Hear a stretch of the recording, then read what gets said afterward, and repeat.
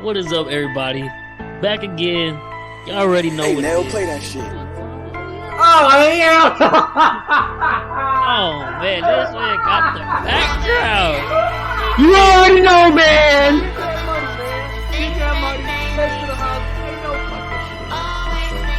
Easy money. Well, it should be easy money, but like Look, I knock said, on wood. Look at the rookies we drafted. We got Dean and we got Davis.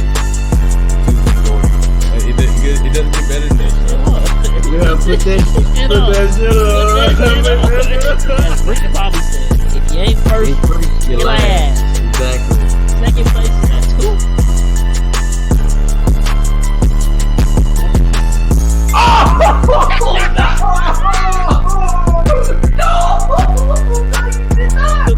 Definitely gonna make up for it. Trust me. I need a sports podcast, man. I need it.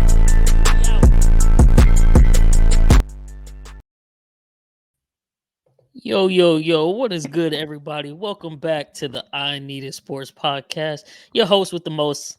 Got the episode with the cams. Chris is not going to be with us today. We will have Erik hopping on a little bit later, give us his picks for Conference Championship Weekend. But yeah, man, Conference Championship Weekend is here. Last weekend, hey, Carly is also on the podcast with us. Hey, Carly.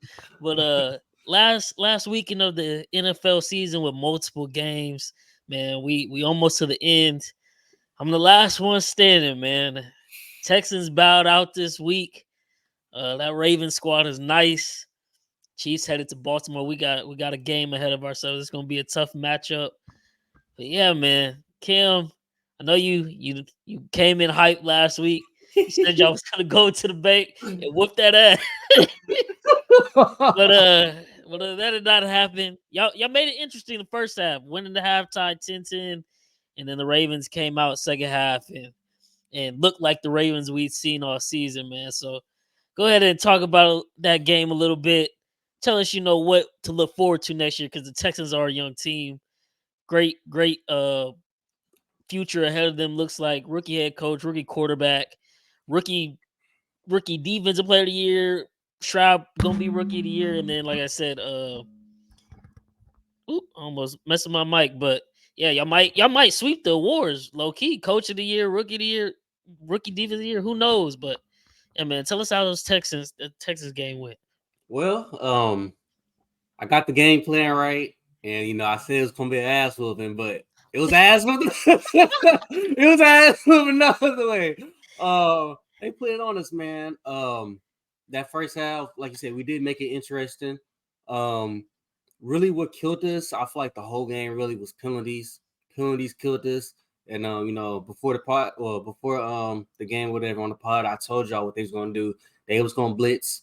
They was gonna blitz CJ Stroud the whole game. Pretty much the whole game. They blitzed him the whole game, and you can just tell he didn't have a clean pocket like at all, like pretty much the whole game. And when he did have a clean pocket, the end of the second half, you saw he drove the field with ease, and guys in field goal range, and Jaime missed the field goal for us to go up 13-10 or whatever. So yeah, he got that going on. Offensive line really has been, it's been showing up the whole year, I feel like, except for this game. I know we had a lot of guys playing out of position because of injuries or whatever. And the whole year, I mean, it didn't really show until this game. It showed that, the guys you pay for, they need to be, in those positions. And like I said, everybody was out of positions or whatnot. So yeah, offense, I mean, couldn't get anything going. Even when we were getting things going, penalties like just killed us, man. And really honestly, like if you watch that game compared to like the Chiefs and the Bills, or the Lions and Bucks, or 49ers and Green Bay, you could tell like those other teams are like very disciplined. But like when you watched our game, you could tell like we wasn't that disciplined or whatever. And so, when we was getting something going on offense, we'll fall behind on the chains, and against a team like Baltimore, you just can't have that. So that was going on offense. On the defensive side, first half, it it was okay, but it was like I don't know what D'Amico. Well, okay, I told y'all to beat Lamar, you have to contain him and keep him in the pocket, which we were doing. We was holding the edges, but it was like the middle of the field was wide open. Yeah. It was like where's Sheldon Rankins, like defensive tackle? Like, why is he not right there? Why is he on the side right there? Like the middle was like literally wide open. We had no QB spy in the first half until um Christian Harris was playing QB spy. Which, I mean, when he was playing QB spy, I don't know if he was doing this or D'Amico was doing this. Like he was playing QB spy like weird. Like he was like on the edge playing QB spy. So like, he wouldn't like Lamar wouldn't break the pocket or whatever. But when he would, I mean, he go right up the middle. Like the middle was like it was wide open. So I didn't really understand that. That's how Lamar got his 100 rushing yards, because I mean he was just going up the middle every single time. I'm like, it was just hard to watch because the defensive tackle wasn't there. We had no thumper linebacker there, like a field general or whatever in the middle. So I had all that stuff going. Just tough to watch. In the second half, like you said, Baltimore, they play like Baltimore. Lamar showed why he's the MVP. Like he's gonna be a 2 times MVP. Baltimore showed why they're probably they are the best team in the field right now. They came out, and we didn't score at all in the second half. Didn't score at all. But nah, man. I know for me, and I'm pretty sure for other Texans fans, we're gonna look back on this 2023 Texans roster and season, whatever, and we're gonna say this team really like laid the foundation of like what's to come in for the future, for like the near future. Like you said, probably gonna have the offensive rookie of the year and CJ Stroud. Might have the head coach of the year, D'Amico, and might sneak around and get the defensive rookie of the year, and Will Anderson. So might sweep those awards, but it's beautiful to see. We got all these young guys like 22. I think CJ probably like the youngest. He's like 22. So like from 22 to like 25, we got all these young guys. Like I said, they're it's the foundation. Like these the guys, the core guys. Being able to get these guys into the playoffs and getting a home game, a big dub home game under their belts, and also going on the road and getting that that road experience for them. I feel like that's going to build like player development wise for them guys. So like they know like how it feels to play in a hostile environment, on the road, in the playoffs or whatever.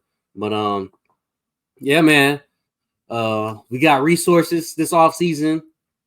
I want us to go spend, man. We got the third or fourth most cap space in the NFL. We got a lot of picks this upcoming draft. I want us to go out and get a D tackle. We need a D tackle for sure. Need a field general, a linebacker. Definitely that on defensive side. Then on the offensive side, probably need another receiver. I would say it doesn't really necessarily need to be like a Mike Evans or like someone that's just like phenomenal or whatever, or trade for like a AJ Brown. We don't necessarily need to be like that. I'll take like a reliable third receiver, like a Curtis Samuel or a Tyler Boyd, like just someone like if for example like Tank Dell went down, like someone that can step into that road and and still play big. And also, man, another thing I should have touched on, the run game was awful. I mean, completely awful. Pretty much the whole year, honestly. And honestly, me personally, I don't believe in paying running backs a lot of money because they come with a lot of wear and tear or whatever. But if you do go out and go get a running back, I feel like it should be a very great elite running back. Hey, I think Saquon is that guy. If we go out, Saquon. If we go out and get Saquon and put him together with CJ, I feel like that's dynamic right there. That's dynamic. But yeah, so hopefully we go out and spend some money, go get Saquon, or so something like that, and it was a great season, man. Bittersweet, sad it came to an end like that. And I obviously don't want to end on a loss, but still gotta find the positives in the negatives or whatever, and we'll be back, man. We'll for sure gonna be back. And look, you didn't get it all wrong because the first episode for the playoffs we recorded when you had y'all playing the Ravens in the championship, or AFC championship, you did say they was gonna whoop y'all ass, but you was good with that. But then you got too high on your I got supply. The next week you was hey like, man, hey, "No, I'm a we gonna fan. go to the." So you was right in your heart of hearts, but your fandom came out last week, so we gonna let you slide, man. We gonna let you slide. But yeah, Kelsey, you got any comments on the Texas Ravens game or Texas future? Some of the key pieces they might look to add next season. Because I mean, their window is officially open. Like it was kind of an experiment, rookie head coach, rookie quarterback, just to see, and then it's clear as day. CJ is a franchise guy. D'Amico is a leader of men. All that whole locker room responds to him clearly, and so, and it looks like you're probably gonna be able to keep Bobby Slowick for another year, so CJ can That's build that big. chemistry with his OC. So everything looks bright over in Houston. So what you think, Swan? I think with them, pretty much Cam said everything like what I was gonna say. I would say if y'all do end up getting like linebackers, like I said, this free agency it's plenty of linebackers, like we said earlier. Um, you got some from Buccaneers is coming in. You got the Tennessee. They releasing their defense. The one key name I would say y'all should look out for if y'all want to go young, look out for Trotter. Look for him. He'll be a great piece. Put him alongside that defense. Definitely get some D tackles, some nose tackles to help out with that. Vita Vea is one name you can look after. He probably be leaving the Buccaneers because they reconstructing everybody's contract and some people are leaving out of defense. Um, I definitely agree with the receiving part. I know you said like you don't have to get like a big name like Mike Evans or anything like that because obviously you still got Tank Dell coming back from the injury. Then you still got Nico. You can get like a third receiver just in case of anything. Curtis Samuel is a great name. I would say if y'all can find a way to get another receiver, y'all don't have to pay him a lot because he's not offering a lot. I don't know if Hollywood gonna stay in Arizona, but he could be a key piece to bring in.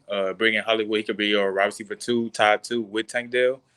So y'all can run like a three set, like how Cincinnati do with Tyler Boyd and T Higgins and Jamar. That's one receiver I would look after. He definitely catch the ball downfield. Obviously, seen with Kyler Murray came back. Um, I don't know too many other receivers I could say, but that's one name I say look after as well. Like he can bring in like a lot of dynamic, and he's familiar with Houston, so that's something I would mention. Sure. That's fair. I was gonna ask. I know Jimmy Ward ended up going out for the season. Did y'all sign him? Was he long term signing this past off season?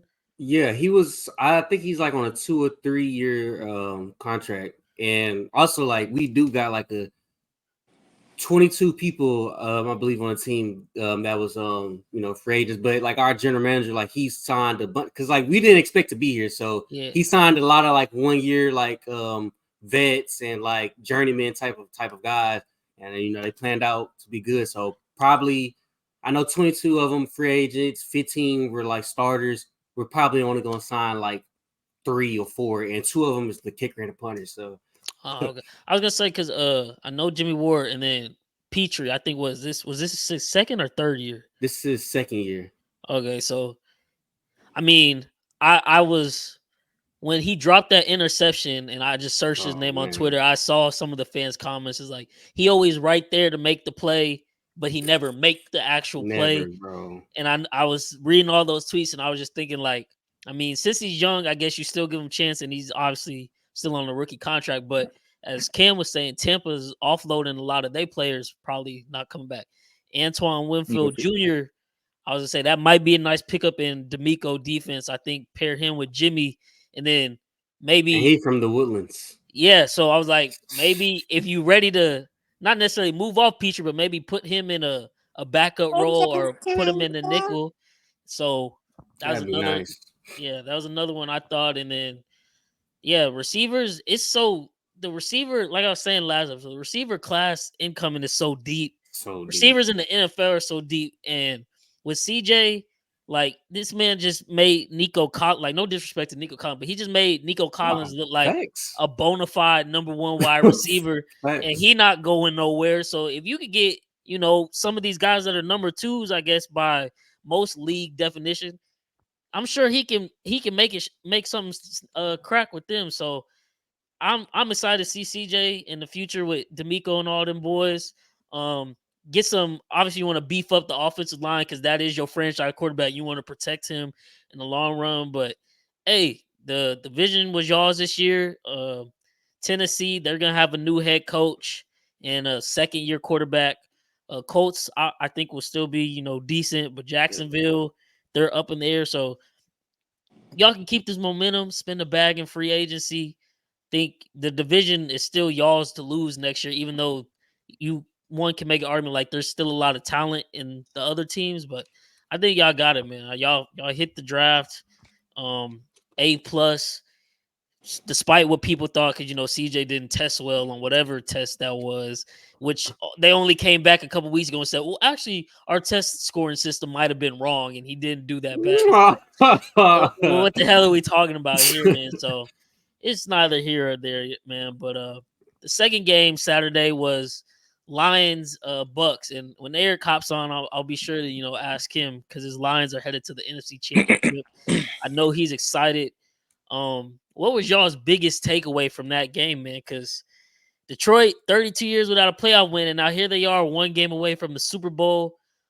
Jared Goff, he's been balling. That defense is still a little iffy. You heard what Erik told us last week.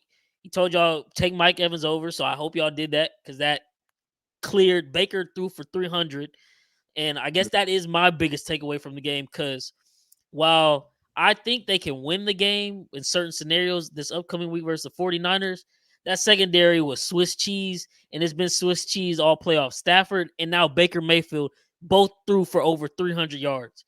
Shanahan dialing, people open. I know they might not have Debo, but still, Ayuk, Kittle, I'm kind of a little nervous for Detroit if they can't stop, the passing game. So that was my biggest takeaway, but they got it done.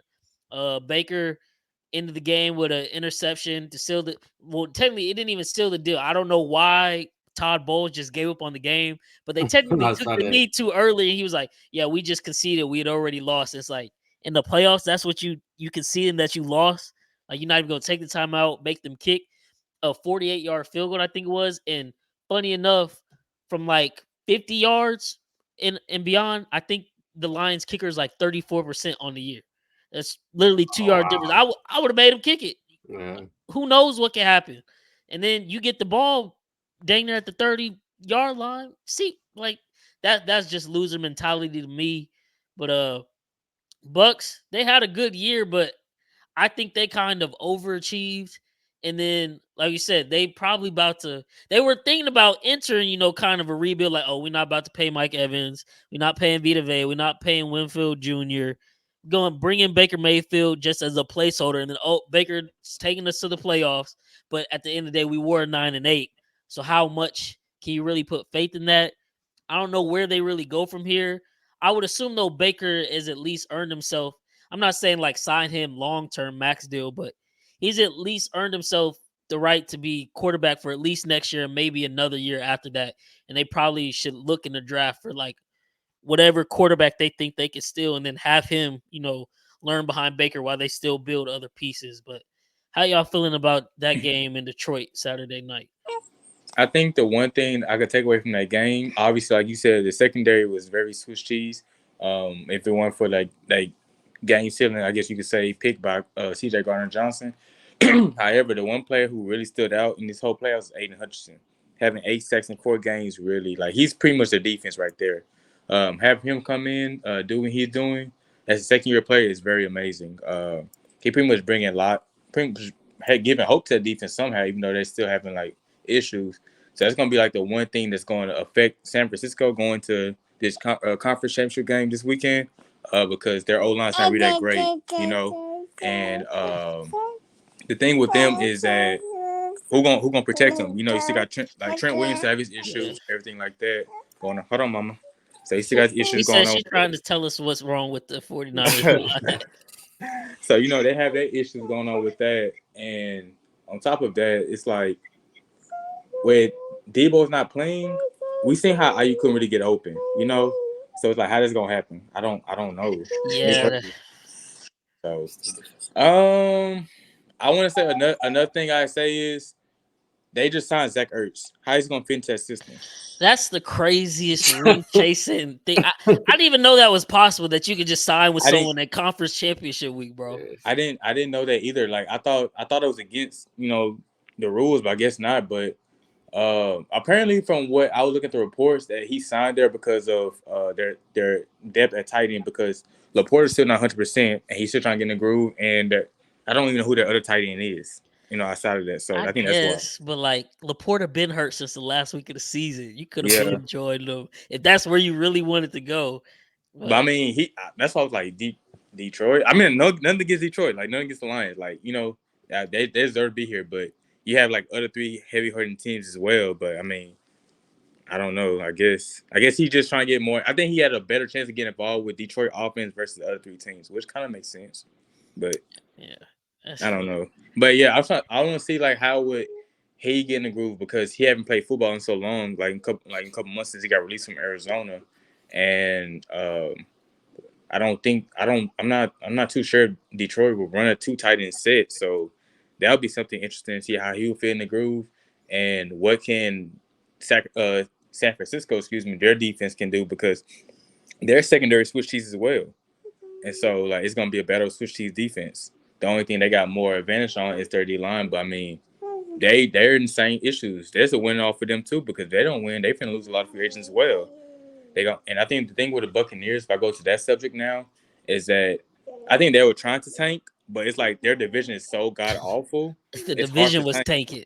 Yeah, like you got New Orleans losing, you got Atlanta losing, so it's like it's hard for them to tank. So I don't know. Yeah. What? I need a sports podcast, man. Carly with her first insight on the pod. She over there talking that talk. I hope y'all locking in her picks. I think she just said Chiefs all the way to the Super Bowl because she a Hey, part of the hey, team. hey, man. Hey, Carly, whenever you're ready, I got you a Mahomes jersey waiting, girl. What? Yeah, yeah, yeah. She know what I'm saying over here. But Man, yeah, Kim, tell us how you felt about that Lions game. Man, I said someone to watch out for, man, is Jared Goff. Jared Goff actually been playing really, really well. He's taking care of the ball at elite level, great level, not turn the ball over at all. So I feel like if he keeps playing the way he is and they keep running that rock and he keep on, giving it to his playmakers like Amon Ra, Laporta, Jameer Gibbs. If he keeps giving to those guys, watch out, 49ers. I mean, they definitely could be on upset alert. That's what I got out of that Lions and Bucks game. Yeah, and shoot, Laporta also hit. I know one of Eric's other picks was over 40 yards. He finished with 9 receptions, 65. Monraw 8 for 77. And Jameer Gibbs, they finally, the beginning of the season, it was a big talk around the league and sports media. Like, they drafted a running back with their first round pick. And they're not using him. They, was using David Montgomery, but towards the end of the season, Jameer Gibbs is, kind of they picked up his workload, and I mean, he's.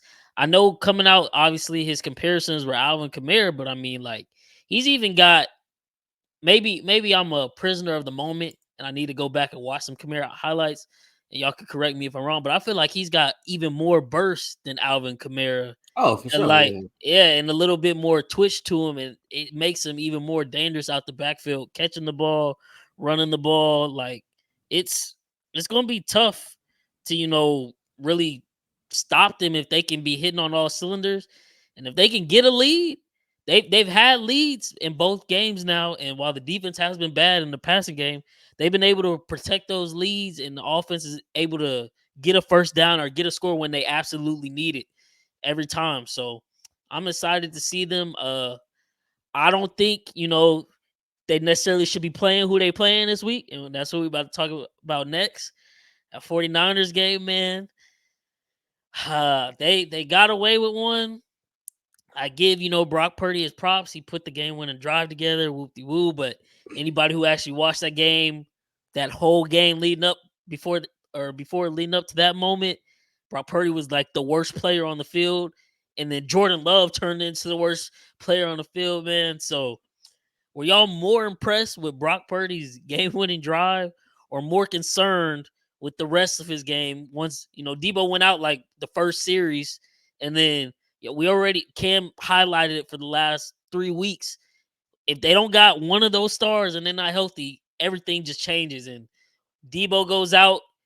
It's people gonna try to. I've seen commentators trying to make the excuse all week because it was raining. It was some light drizzling out there. It wasn't like raining hard, and he was struggling to really throw the ball in some rain like that. Like, come on now, let's be for real. Like rain, it affects some things, but it shouldn't affect you the way he was. It was affecting him. Like I know y'all probably seen that one clip where he like wiped his hand middle of the play, got the ball, and then still threw a duck. It was like, bro, this man.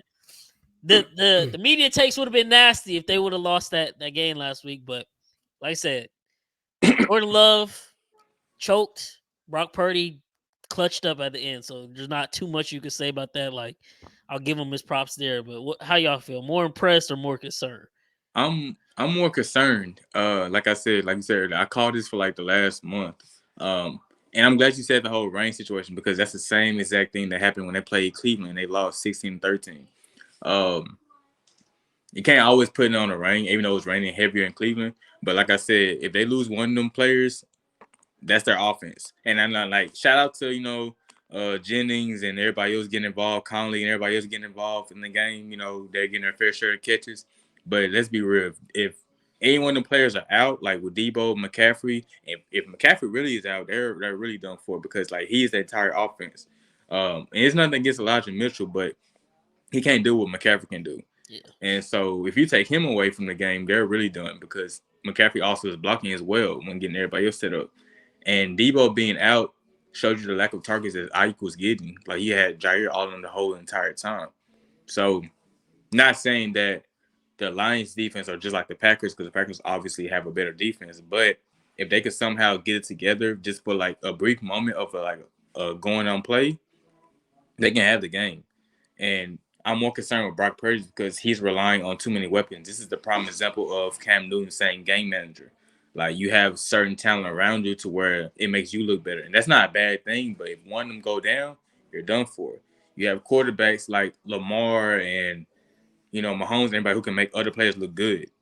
And so like they're more like game managers. I'm like actual elite quarterbacks. That's why I was saying the difference between Purdy. With that being said, I'm more concerned for him because he's been limited in practice and he didn't practice all this week until today. He's like very limited. I think he only did like a couple of reps. So he's like a doubtful right now. So if he's not playing, I don't know how it's gonna look for them right now. I'm not saying they're gonna lose, but it's gonna be a close one. And Yeah. they pretty much like the Packers just like here we give up, get the win because they literally had it in the bag, but that kicker was awful. That was the stat we said last week. Shanahan was 0-30 when trailing by 7 points or more in the fourth quarter. And that was their first time winning. And it took Jordan Love turning over the ball twice in the fourth and they keep giving them multiple chances. And then finally Brock on the last drive put something together. But I mean, he had off the top of my head, I know he threw almost 2 pick sixes if Knicks or I forgot what Darnell the Savage. Darnell Savage could catch, and then there was another like 2 to 3 passes where they weren't like for sure interceptions, but DBs could have definitely made a better play on the ball, and they just didn't. And so you said Debo not playing. I know you got IU, Kittle, McCaffrey, but if the Lions are able to jump out to a lead, and then you got to start throwing the ball, and you are down 7 points again in the quarter, I don't know if Brock gonna do that again, but like I said, it was, partially him. But then on the flip side, we were praising Jordan in the group chat all game. And then Fourth quarter turn around, and next thing you know, we texted like, "Oh my god, It's like that fourth quarter wide Jordan choking! in. Like, what is he doing? Yeah. He was playing so good." And then that last one, it was like Brett Favre was the Green Goblin mask telling him, "Do it, throw across your body." There was no need for that pass, There's Jordan, no need. and game over right there. And it's like you could have got him in the field goal because it was still over a minute left. I think that was the first down play. You could throw that away or run something else. Other than that, throw 40 yards across the field off one leg from right hash to left hash. That's not working. The only person I've seen do that consistently is Mahomes, and even he's gotten in trouble a few times in his career. So Jordan Love, while he looks promising, he had great playoffs besides that last quarter. It came out reports, Green Bay plans to make him one of the highest paid quarterbacks in the league because they have had him on the bench for the last 3 years. This was his fourth year, so now his contract is up. How much do y'all think they should pay him? Like, should he be in the top 5 range, the top 10 range? Like, how much money y'all think they really gonna give him? Because once you pay the quarterback and that cap, he takes so much of that cap, your chances of winning the Super Bowl, statistically speaking, go down. So the one thing that they had going for them this year was they are the youngest team in the league. They got no major contracts for real on that offensive side of the ball. Now you're gonna have to pay Jordan. I'm assuming they're just going to stick it out with all their young wide receivers, which they can because they got enough there. But you're going to pay him like top 5. You're going to need top 5 results. So what y'all thinking about Jordan Love and his future? I wouldn't pay him top 5. The reason why is because like you said, they have young talent, and the thing with their receivers is that Watson can't stay healthy for one. And on top of that, it's like Jones is getting older, Dylan's getting older. They're gonna have to like, of course, you're not gonna pay them. You can't pay running backs, but they're gonna have to find some replacements. And so him taking up the cap space, we've seen that trouble a lot of teams. You've seen what's going on in Cincinnati. Burrow, his hefty contract to where T. Higgins probably finna walk, Tyler Boyd probably finna walk, Jesse Bates already walked, and like they losing Mixon more too. players. You know what I'm saying? Like they're losing a lot of people, and I think a lot of teams nowadays are rewarding a lot of players off of like Cinderella runs. The Yeah. Packers had Cinderella run; they weren't supposed to make it, and they had the great upset against the Cowboys, which a lot of people, well, it's like 50-50. Some people predicted it, some people didn't. I know for sure I didn't predict it. I thought that the curse for the Cowboys was finally over. They're gonna go to NFC Championship, but things said otherwise. They had a Cinderella run. The Bengals had a Cinderella run way back then to where they went through their little run, whatever it be. People. More of the story is nobody thought that it was gonna be that far or make playoffs. So of course they're gonna reward the quarterback. I mean, I'm a Philly fan. Jalen Hurts got his money that way, and I hate to say it, but look how this season's turned out. Yeah, that's a It's, great point you made because I was watching Speak earlier and what's his name? I can't think. I think Jones, the old receiver that's on there now, he was saying just exactly that. Like some of these teams will have like good playoff runs, and it'll be like, oh, like a more of a thing, like, oh, this is promising. We got next year, and it's like in the NFL, you don't have next year. That's why like it is so crazy that the Chiefs just went to their 6th straight AFC chip. The Patriots were good for so long, and it's like a one injury, Joe Burrow out this year. There goes Cincinnati season. Mm-hmm. Cleveland, they made it to the playoffs, but they had like what 4 quarterbacks before they got to Flacco and was able to savor some of the season, but like injuries can derail it. You cannot be the same because the league is gonna adjust. They're gonna have film on you. They're gonna make the correct adjustments to stop what you do best, and then you gotta readjust and find something new that works out. And it's like, yeah, you look good. It might be promising, but how promising? Because at the same time, Green Bay was out of the playoff picture in week 11. And then Jordan Love went on a crazy run. So props to him, props to the team. But it's like, can they do that again? Because Minnesota, maybe they find an answer at quarterback, or maybe Kirk Cousins come back and he's healthy and he is the same Kirk Cousins. You got Detroit, who's now in the NFC Championship game. I don't think that team is going anywhere with Dan Campbell and them boys. And shoot, maybe by the luck of God, Chicago might finally figure something. I'm not saying that's gonna happen, but maybe they mess around and actually figure something out this next year. So yeah, it's gonna be tough. But if they're gonna pay him, that means it's now. You gotta get it done. And I'm a y'all know, I'm a Jordan Love fan. Like he looks amazing. It was just that fourth quarter is like, yeah, you can't do that. You literally you threw the game away in a sense. As good as you played, you still basically were the reason they lost in the very end because you couldn't complete the plays you were completing the past 2 weeks versus the Cowboys and the first three quarters versus the 49ers. So it's definitely tough. But Kim, go ahead and touch on Jordan Love because I know, one of our favorite things says he reminds us of that bad man. And I know that's your GOAT. So how Yes, you sir. feeling about paying Jordan Love? I'm gonna go against Cam here, man. I think you have to pay him, and I think you have to pay him on the potential that he could be. Right now, I feel like he's a top 10 quarterback, and he has potential to be a top five, maybe even top three quarterback in this league. You see what he did with this team. He got this team to the playoffs. He got this team all the way to the division round.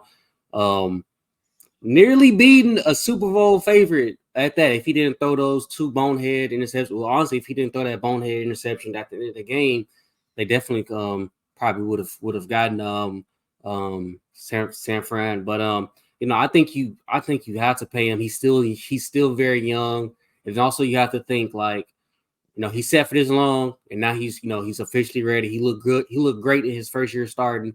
Like if you don't pay him and say he don't look good, whatever, do you think that you'll find like a another Jordan Love in the draft or whatever? And I feel like those type of guys, it's hard to come around. It's hard to find or whatever. So yeah, I think you do pay him. They have a very young receiver core, so you definitely keep those guys together. The defensive side, and I know I seen Jair. He sent some type of cryptic Yeah, I think he's gone probably. IG post here, so he's probably going. So that's going to be a big deal or whatever. So I'm pretty sure they have a lot of draft picks still from that A-Rod trade, huh? Or is that already Yes and no.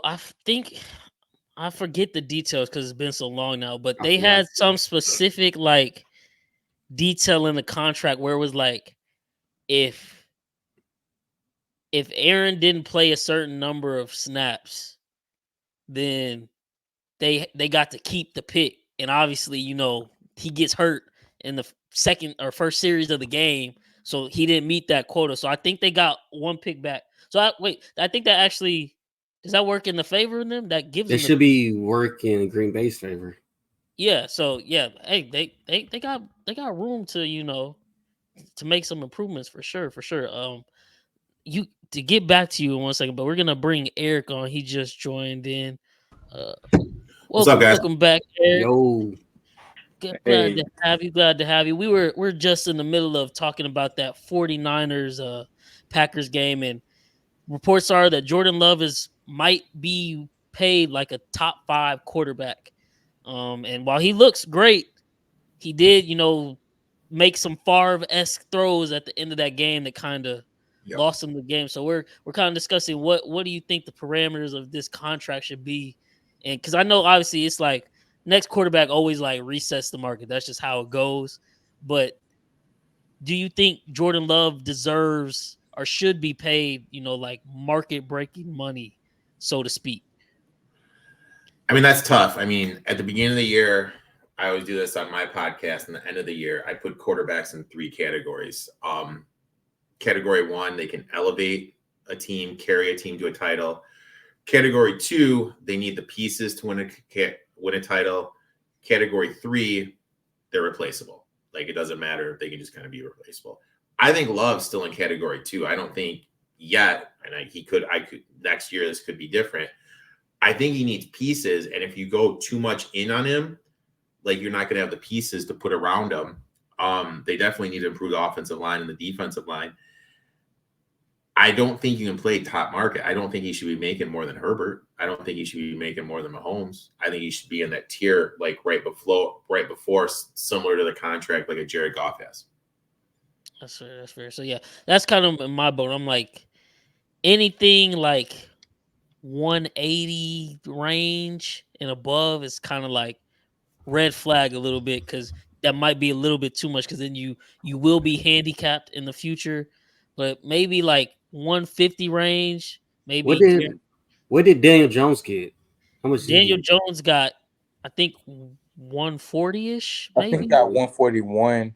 I think at 141.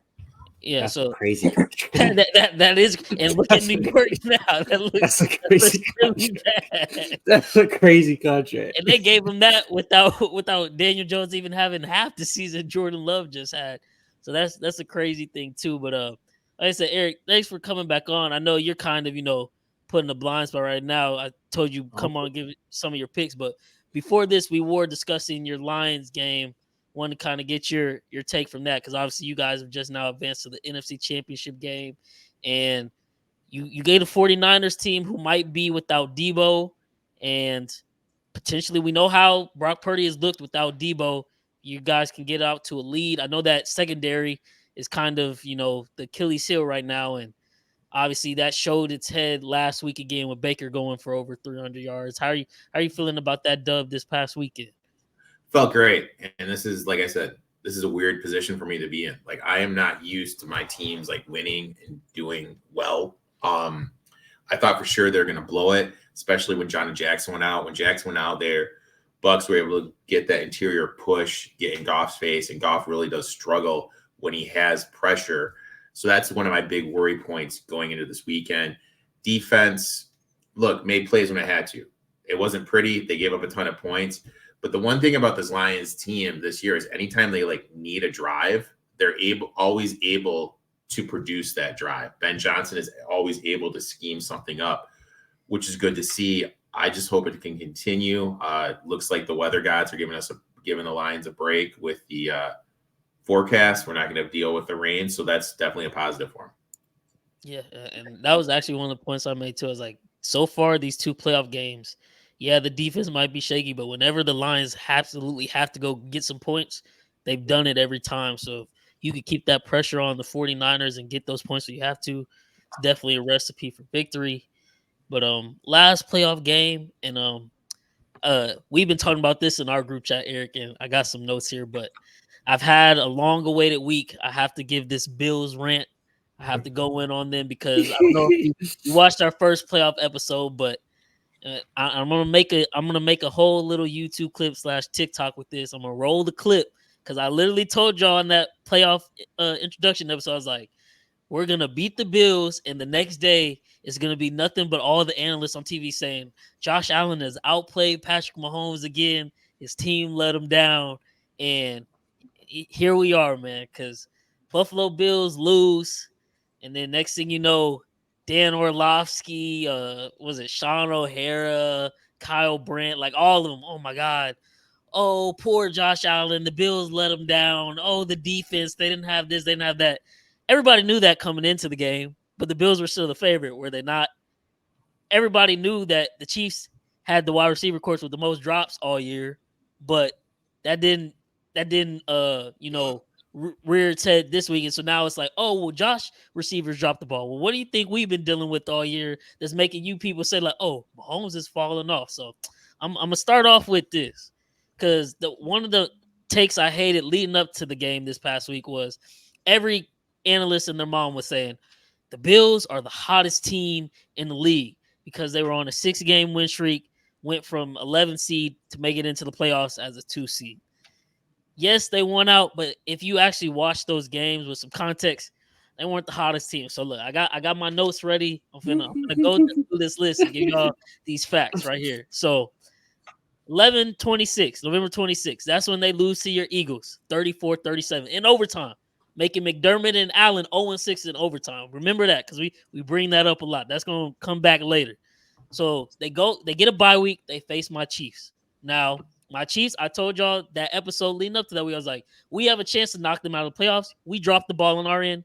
We didn't do what we needed to do. But that game, we were missing Pacheco. We were missing Drew Tranquil. We were missing Nick Bolton.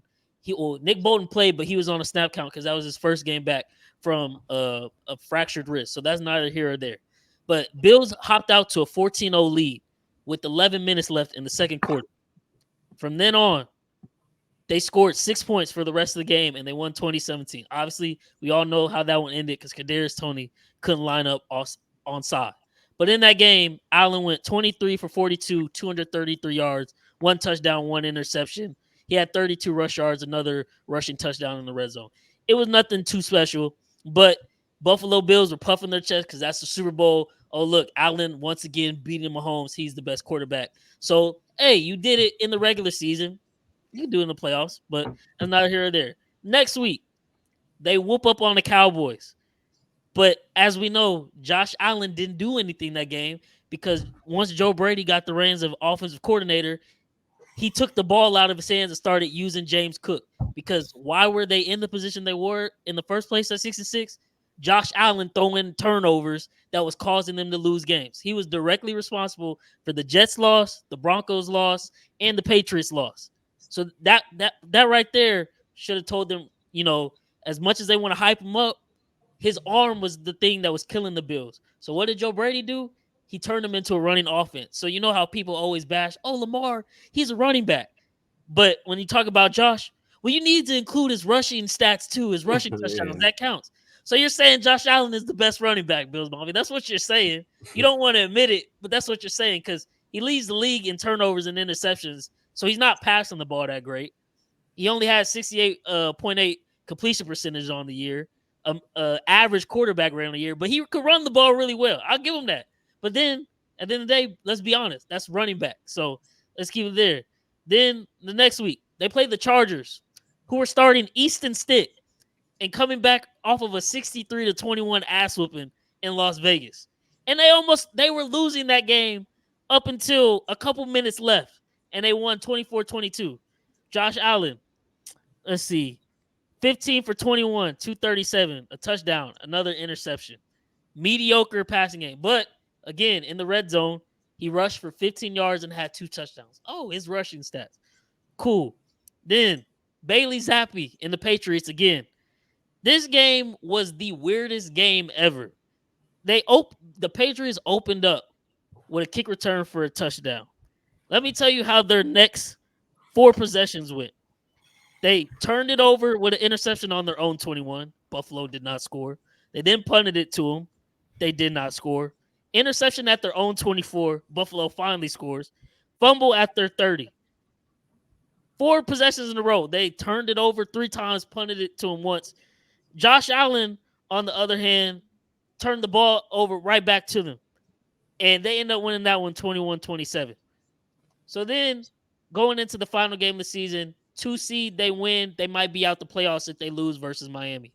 Now, Jacksonville ended up losing, so that actually made it to where Buffalo was going to make the playoffs regardless. Like I said, 2 seed on the line in Miami. Miami's defense completely banged up.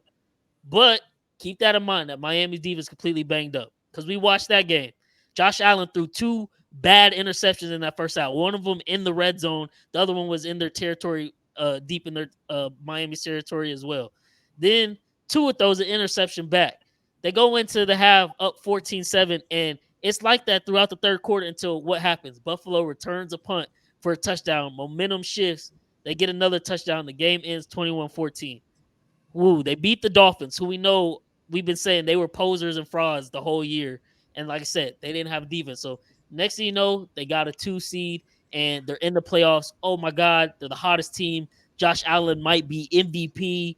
They're going to win the Super Bowl again because they're the media's favorite. They can't stop glazing them. What do they get in the first matchup? The Steelers, led by Mason Rudolph. Without TJ Watt. Woo, you won. So Josh Allen got his 5th playoff win. Y'all want to know who Josh Allen's 5 playoff wins were against?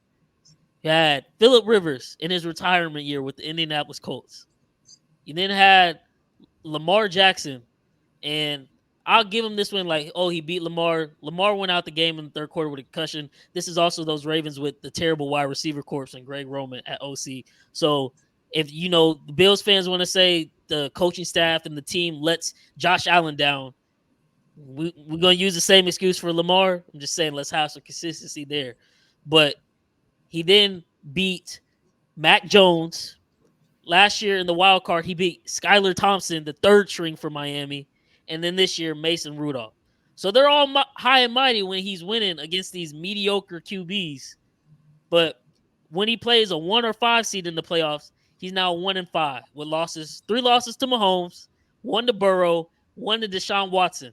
And they were also up 18 in that game, and the Texans came back and won that one. So with the 6 and 7 seeds, the 5 wins he has, these are his stats. He's 70% completion percentage, 296 yards a game, 3 touchdowns a game, 53 rush yards a game, 123 pass rating. Those are great stats, but like I said, mediocre teams because he's usually playing a 6 or 7 seed. When he plays those 1 through 5 seed, his completion percentage drops to 61, 256 yards passing a game, 1.3 passing touchdowns a game, 58 rush yards a game, 87.8 passer rating. So if he's this almighty God who just plays perfect in the playoffs, because that's what everybody will tell you, when it's really his playoff numbers are bolstered by that great game he had against Mac Jones, and I'll give it to him, the 2021 divisional game. He played a perfect game versus us, but Mahomes just played a more perfect game. Because in that one, they'll try to say, oh, he outplayed Patrick Mahomes. Allen finished with 329 pass yards. Mahomes finished with 378. And they'll be like, oh, well, that's because Mahomes got that extra possession overtime, so his stats look better. But remember, like I've been explaining, they like to use his rushing stats, right? In that game, Allen finished with 68 rushing yards, and he had 4 passing touchdowns. Mahomes had the 378 and 3 passing touchdowns, but Mahomes finished with 69 rushing yards and 1 rushing touchdown. So he matched him across the board and beat him in what he's best at. And he didn't have any rushes in overtime, but people don't like to add that context when they say, oh, he outplayed Mahomes that game. So that's all the context there. The 2020 AFC Championship, when we played them, he just had a bad game. We beat him 38-24, and it was really 38-16. They scored a late garbage time touchdown. That was a blowout, and we spotted them 9 points to start that game because McCole muffed the punt the first possession on our own 5, and they got a touchdown off that. But that's neither here nor there. Last year in the divisional, Joe Burrow walked into Buffalo, smacked them 27-10. So we fast forward all that to this game this week. And what are all the analysts saying? Oh, Patrick Mahomes, first road game. Deion Dawkins, oh, he's never been in Orchard Park with Bills Mafia. Good luck. He won't know how to respond to those fans. Oh, Josh Allen, he can't be beat. They're the hottest team. No, everybody knows the defense is how it is. They're banged up, but no, Bills are hottest team. Josh Allen will carry them. And then what happens? They rush the ball all game, and they're doing good. And then the moment things start to hit the fan and Josh Allen has to go back to his arm, they stop scoring. So people be like, oh, Tyler Bass sold him because he missed the kick. But what they won't tell you is in that fourth quarter, they opened up with a turnover on downs because McDermott decided to run a fake punt. We get the ball. McCole, what does he do? Fumble on the goal line like a dummy. We should have been up 10 right there, but we gave him the ball back. What does Josh Allen do? He punts it right back. We get the ball. What do? We punt it right back. So the defense is getting stops. The defense isn't letting them down right now. But then Josh Allen gets the ball back on that last possession. What does he go do? For one, he almost throws a pick six. He was throwing it right to Snead, and McDuffie batted it out of his direction. And then the next play, he tried to fumble the ball to us, and we just couldn't recover it. So at that point, it's like we're doing everything possible to hand them the game. And then they get down to the 30-yard line. He misses Shakir wide open in the end zone. Could have taken Stephon Diggs for the check down, but hey, it's Allen. He's a gunslinger. That's what he does. He's the best quarterback. Make the throw. Like the great players, that's what they do. They make the plays when they got to make them. Third down. He could still not even have to go for the first down. Maybe you pick up 7 yards because it was, I think, 3rd and 9. I'm sure they would have went for it on 4th and 2. Plus, you want the clock to keep running because when they kicked the field goal, it was like a minute 50 or 40 left. We got 2 timeouts. If you give us the ball back to Mahomes, you know what's going to happen. So let's not front there where all the commentators are like, the game would have definitely went to OT. But wait, what's that stat I said at the beginning, Cam? What's Josh Allen's record in OT? So why would we think he was going to win the game in OT if that's not what history says? But he's the best quarterback, right? So they missed the field goal. We win the game. And yet here we are once again where Mahomes, 132 passer rating. Flawless game from his part. He did miss one touchdown throw, I will say, to Kelsey on that first drive. But once the game started going, he made the plays he had to make. Had no turnover-worthy plays whatsoever. But here we are Monday morning after it. Yeah, man, Josh Allen did it again. He outplayed Mahomes. Let the Bills let him down. It's like, yeah, the defense, they didn't stop us when they needed to, but our defense didn't stop them. But when they went up, Mahomes just responded back because that's what he does. So they're about to go back into next year. They haven't fired McDermott. They're going to run it back with him. I'm just tell you this, and I'll end it with this, Bills Mafia. Y'all are going backwards. Literally, 2020 AFC Championship game. You make it. You come back next year. We're going to build the roster to beat the Chiefs. That's what you focused on. You get us in the 2021 divisional game. You play a perfect game, but at the end of the day, Mahomes is legendary. 13 seconds. Soul-crushing loss. Come back in 2022. For whatever reason, because Allen outplayed Mahomes, even though I just dispelled that myth with the stats I gave you, the whole media, like we've never seen this before. Everybody picked the Bills to win the Super Bowl coming into the 2022 season. What do? They lose in the divisional versus Joe Burrow. They get whooped. Chiefs go on, win their second Super Bowl. Coming into this year, they start off the season 6-6 because Allen is turning the ball over and losing them games. They fire the offensive coordinator. McDermott is on the hot seat. And then they luck out towards the end of the season and win some close games, and they're back in the playoffs and like, oh, we can build on this for the next year. No, you can't. That was McDermott and Allen's 5th year together. Next year, it's just probably going to get worse because they're the second worst in cap space in next offseason. Allen's contract is about to hit. You're probably not going to get Gabe Davis. Stephon Diggs, even though he says he wants to be a part of it now, he's, the diva he is. That defense is only getting older, so they're going to lose Micah Hyde. They might even lose Poyer. Von Miller, they paid him $33 million this year. He got 14 tackles, no sacks. That's it. Ed Oliver, they paid money. He had a great season. And then Creed Humphrey shut him down this past week. You can't beat us. You can't beat the Bengals. You got the Ravens now in the AFC Championship, so they've already matched what all you've done the last 4 years. And you got teams like the up-and-coming Texans. It's over. This Super Bowl window with this roster is over, Bills Mafia. Yes, Josh Allen is a great quarterback, but he's not Patrick Mahomes. And the Bills aren't a better team than the Chiefs because when the chips are on the line, y'all can't get the job done.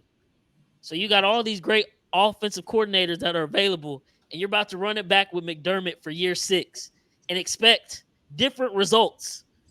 And it's not going to happen. Y'all are falling into the Cowboys trap. This was the offseason to make the moves. And like I said in the group chat earlier this week, they kind of played themselves by making the playoffs because if they don't make the playoffs, McDermott is fired as soon as the season is over with. But since they made the playoffs and won a game and get hyped up by the media, they're like, oh, we could probably run it back. But these are the type of moves that don't win you championships. And that's where it stands. So Bills Mafia, if anybody's listening, call me a hater, say I'm lying. Those are just the facts. Great players make great plays at the right time. That's what Patrick Mahomes does. If ifs were 5th, we'd all be drunk. Because Patrick Mahomes outplayed Tom Brady in the AFC Championship game in 2018. D Ford lined up off sides. Mm-hmm. But commentators didn't get up here and say, man, they let Patrick Mahomes down. He's actually better than Tom Brady. No, Tom Brady's GOAT. Patrick Mahomes, stay in your place. They didn't fix the overtime rules for us because Tom Brady got the ball first in overtime and scored.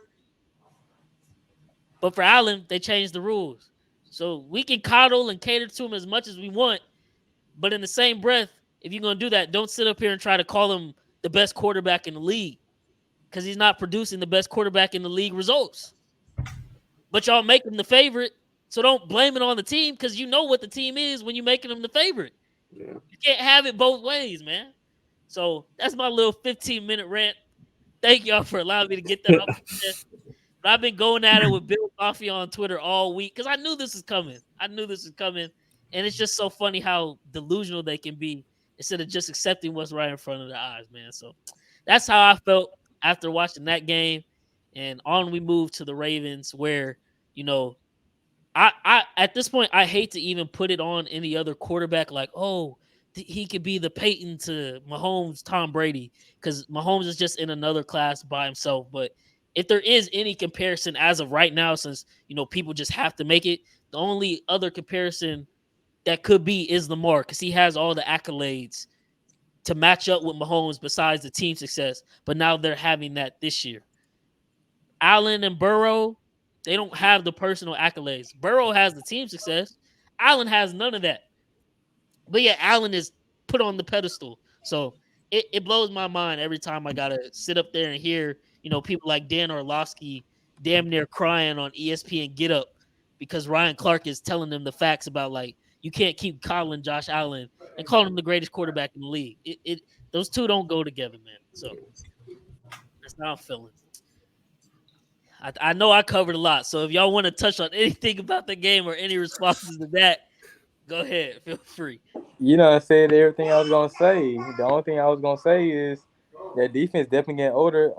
I saw on TikTok, Michael Odd's wife pretty much saying that like he's leaving, like he's probably gonna either retire or he's just gonna.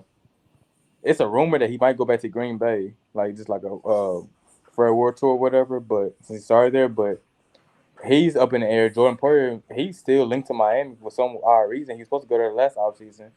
That could happen, especially since they revamped their defense now because they let go of Fangio. He going to Philly. Um, Von Miller only 14 tackles, 0 sacks, and he still got paid 33 mil. That's crazy. That's a finesse for a D lineman. Um, they don't at the end of the day and catch his hell because they got to pay everybody else. Gabe Davis might walk. He's seen how he was pissed off with the Bills Mafia fans going off for fans and everything with that going on, so he might leave. And then Cole Beasley had to go on Twitter and let them know, like, hey, y'all about to lose Gabe Davis. Y'all don't see what he did for y'all a couple years ago at 200-yard game? Like, he put his blood, sweat, and tears for y'all, and y'all doing this to him. So see him walk. A lot of teams like Houston can pick up Gabe Davis. That would be great for them too. That's another receiver I think of. Diggs, for some reason he linked to the Cowboys, but Jerry Jones don't like paying receivers. So I don't see how that gonna work. It's gonna be an interesting offseason for Buffalo, and like you said, at the end of the day, Josh Allen has a hefty contract too. So even if they want to pay people, they couldn't. So it's gonna be quite interesting for Bills, like Bills Mafia, to see what's gonna go on next for them. And the other takers, Erik, Yeah, Cam, man. Look, man. To be the man, you got to beat the man, man. and he hasn't done it. He hasn't done it in the playoffs. So I just don't understand why we sitting here, why analysts sit here to put him in the same conversation as Patrick Mahomes when when it's time fourth quarter. Yes, he played well, but he didn't play well enough. When it's time fourth quarter, his nuts shrink up.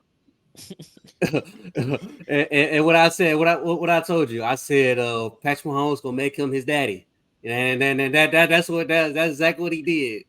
Um, you know, just didn't play well in the fourth quarter, man.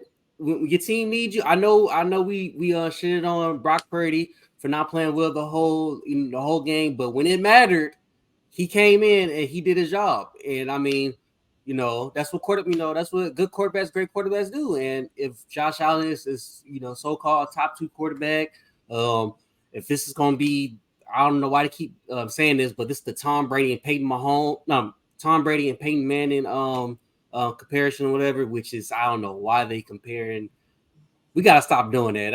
I'm sick of like the whole, like, just let these quarterbacks be like, it's a new generation, bro. Yeah, be Like there. let these guys be their own quarterbacks. But man, we gotta stop comparing Josh Allen to Patrick Mahomes. It's just different, it's different levels to this, man. And he's just not on that level. Like he hasn't really been on that level ever. So yeah, that's what I got. But yeah, leave it to the commentators. They'll be like, well, he's gonna get one day, as if like any of this is promised. Like this league it changes every year.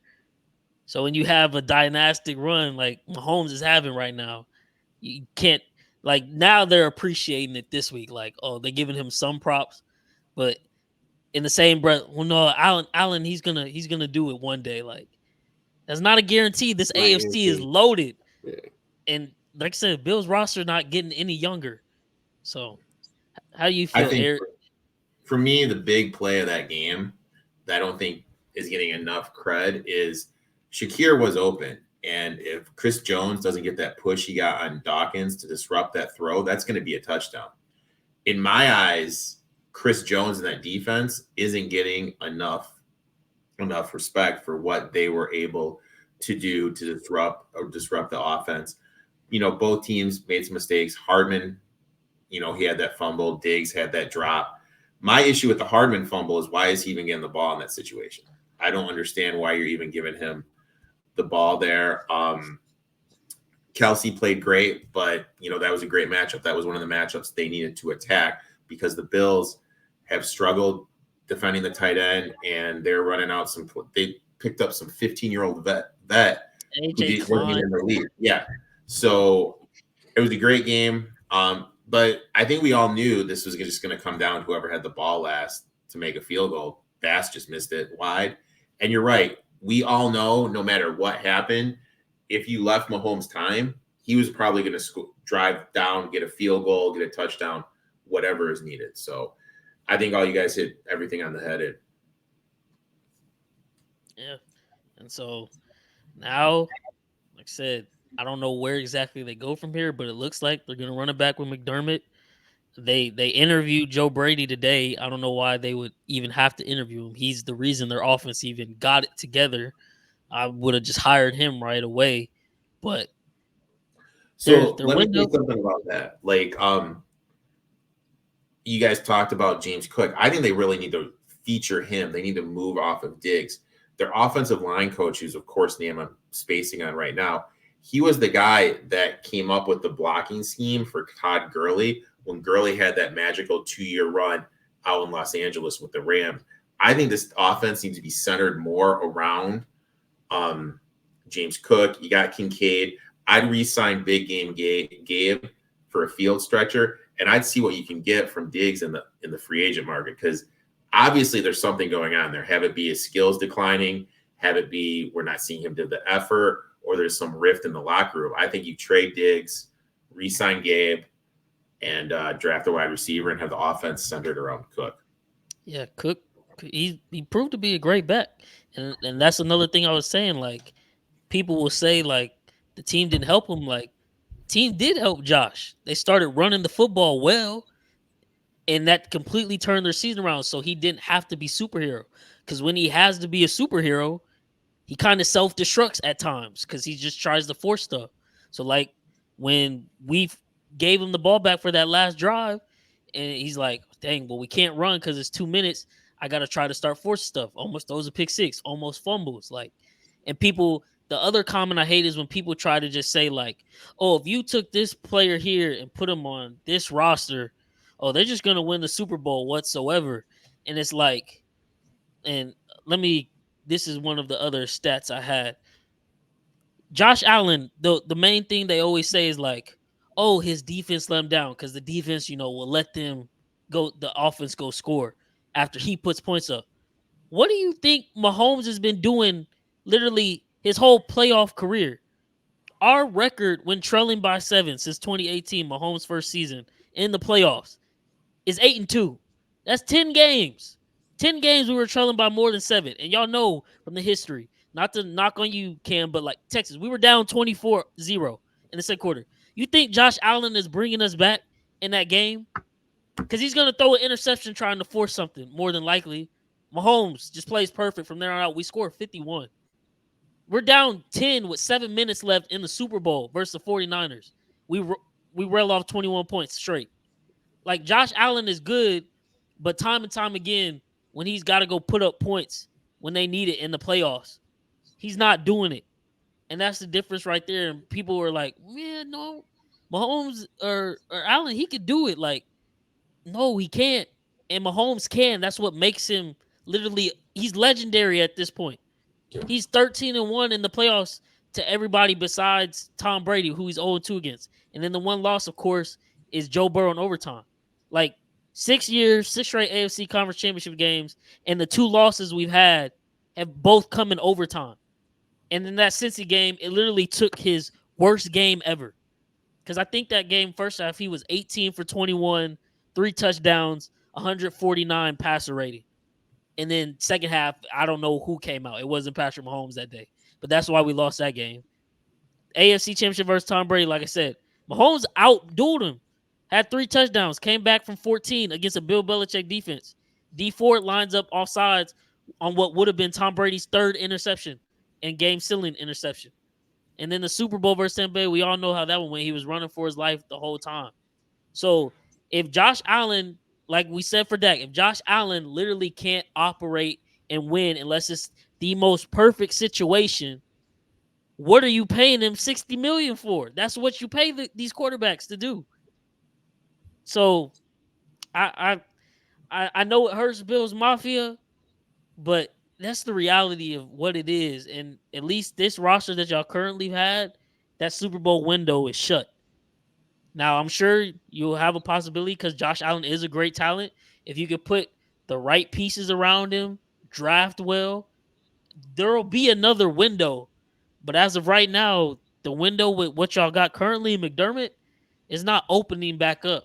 So, like Erik said, you probably want to trade Diggs as of right now to get as much as you can, because you're not going to get more for him than you can right now.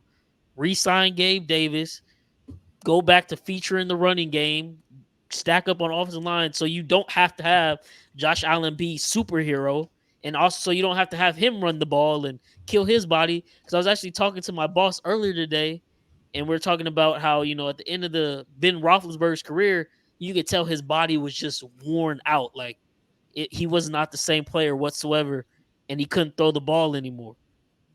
Josh Allen reminds me of Ben Roethlisberger.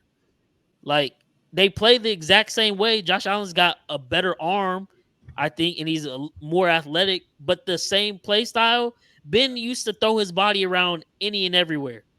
And towards the end of his career, he just got banged up, more banged up. And then by his last season, he was basically like a walking shell of himself, just dragging across the finish line. So Josh Allen, I think this is going into year 6 for him. Like, people think because Tom Brady did it for so long that all these other quarterbacks are just about to play, 20 years in the league. It doesn't work like that. Like, this can really take a toll on some people's bodies. As much as I hope Patrick Mahomes is here for another 10 to 12 years, that might not be the case. Who knows? So you got to do it right now, and you got to start playing smarter with Josh. Stop putting him in harm's way with all the runs. Start helping him with other, assets in the game, defense, offense. Like, you got to do something different. But what they've been doing the last 4 years, it didn't work. Is the end of it. But they're going to be delusional, and they're going to go back and run it back again.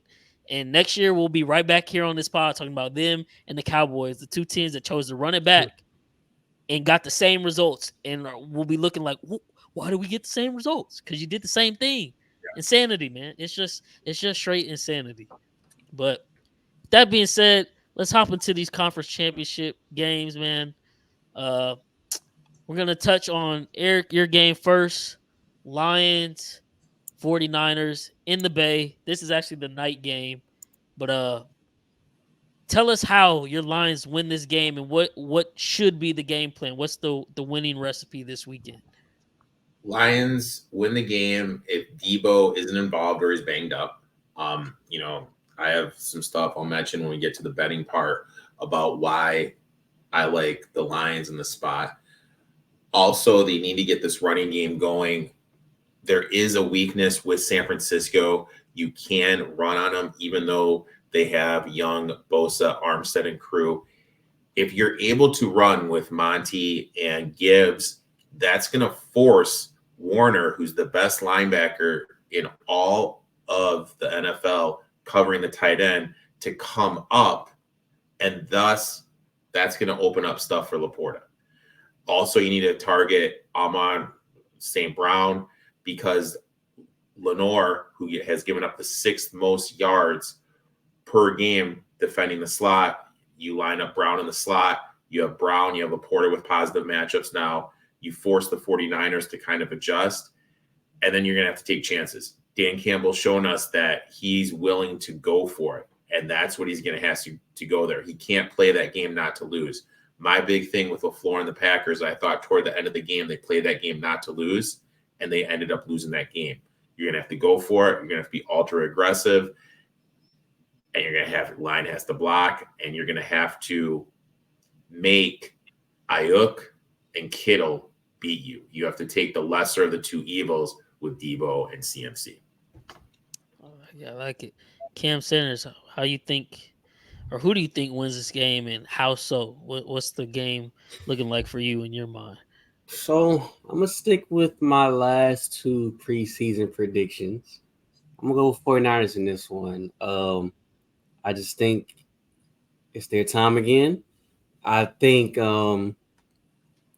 CMC gonna get going. But I think it's gonna be more if Debo's out. I think it's gonna be. I know CMC is featured a lot, but I think it's gonna be even more featured in this game. They're gonna run the ball a lot. Brock Purdy will have to play turnover free this game for sure. If he doesn't, Lions will win this game. But yeah, I think he gets going. I think IU probably gets going also. So I think on the offensive side, that happens. On the defensive side, like I've been saying, if Jared Goff stays, also if he stays turnover free, how he's been playing this whole playoffs run, the Lions have a real shot. Lions definitely have a real shot. I think it's gonna be close. But for the defense side, if they do get some turnovers out of Goff, that's that'll obviously be good or whatever. But the big thing with them, they're gonna have to stop that run game. They're gonna have to stop Gibbs they're gonna have to stop Gibbs at from breaking long runs, 20-30 yard runs. I mean, they have to stop Monty at the goal line or whatever. I think that's gonna be the way for Niners to win. So what score you think they win with? Probably it's gonna be a tight one. I'm gonna go with like 31, 25, 28-ish, around that. Okay. What about you, Swan? I'm pretty much on the same wave Cam said. However, the only thing is 49ers are not really good at all against the run. This has been shown plenty of times. And I'm great. That's a great stat with what Erik said with Lenore giving up that many yards in slot. The one factor going to be in this one to have it to see if Reynolds can go off for Detroit as well, and we can see what can Hutchinson continue his dominance on the defense side, having 8 sacks in 4 games to continue that, because obviously, like I said earlier, the 49ers O-line is really not 100%, and they're not how they used to be, and especially with Trent Williams getting older in age. Can he be able to contain Hutchinson, which is going to be very difficult because he's seen he gets better O lines. This one, a very close one as well, probably like 31-28 on the San Francisco side. However, if Debo doesn't play and they cannot get Ayuk involved like they did last game, it's going to go in the Lions' favor. That's fair. For me, this obviously it does. If Debo is or isn't playing, that's obviously a big deal. So I'm gonna say if Debo isn't playing, or if he plays but he isn't, Debo because of this injury, 49ers, as long as they're able to stay in the game, so that involves, like Ken said, Goff playing mistake-free football. If they're in the game in the fourth quarter, I don't think the 49ers can repeat what they did last week. Because the one thing that Erik pointed out, and we always give him his props, is Dan Campbell, when the moment comes up, he's not afraid to call, 4th and 4 on the He going for the 35 yard. kill. He's going for it. He going for the kill. And because he has that confidence, the team believes they play better. And like we said, every time the offense has needed a score this postseason or points, they went and got it. They go and put up the points, unlike where the Packers, they did play to lose, and then Jordan Love made a couple mistakes and gave the game back. San Francisco, with all the pressure on the back, that was their first win. Like we said, 0-30 when down by 7 or more points in the fourth quarter. They got that one win, and it was flukish. If the 49ers are trailing in the going into the fourth quarter this weekend, they're not winning the game because Dan Campbell and the Lions aren't gonna make those mistakes that the Packers made, I think. And like I said, Jared Goff, as of right now, is the second quarterback with the most playoff experience, second to Mahomes.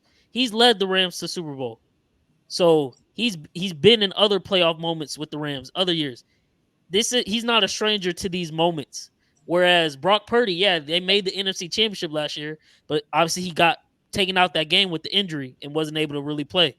So high stakes, and the Super Bowl is on the line, and everybody's already saying, you can't even play without Debo. So if Debo isn't 100% or not playing, and you're right back in the same moment as last week, except this time, whereas Jordan Love turned the ball over to you and gave you opportunities, if Jared Goff takes care of the ball, that pressure is going to build up. And not only will you see Brock Purdy nut up, you're going to see Kyle Shanahan nut up because that's what he always does in those situations. So Lions are at +7, but I think they're going to win this one. And it's going to be crazy because you're going to go from 32 years, no playoff wins, to the Super Bowl. And like we're just talking about, not to keep harping on the same point, but you got teams who fail year in, year out, and they're like, let's just run it back different. Let's just run it back different. And you got to go out. You got to go get a crazy coach that no one sees being a good hire like Dan Campbell. You got to go get a quarterback that not everybody would want if they had their first choice. You got to go get a GM that's not afraid to make some risky picks and build and believe in this team like Detroit has. And 32 years out, a playoff win, an 0-16 season in the middle of that. Trade away your franchise guy in Stafford because you have to rebuild, which a lot of teams now are afraid to face that reality.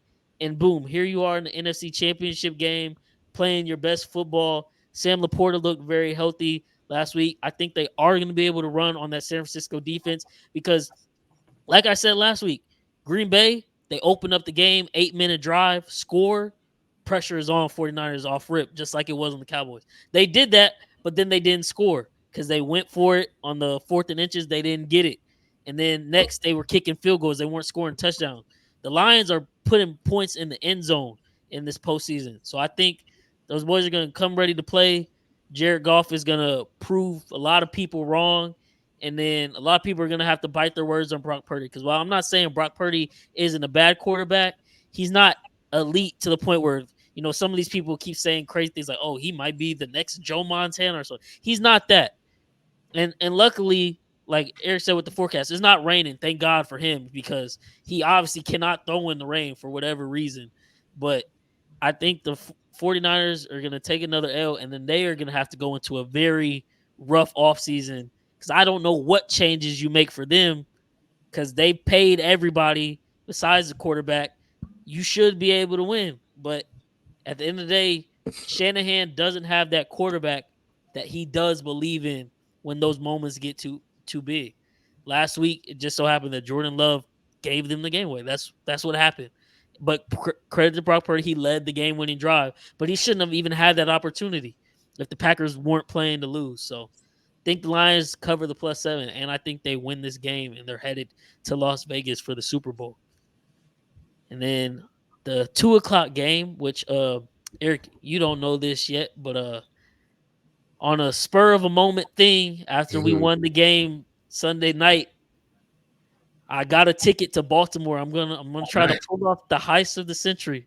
I'm gonna fly into Baltimore early Sunday morning, watch the game, and fly back out Sunday night.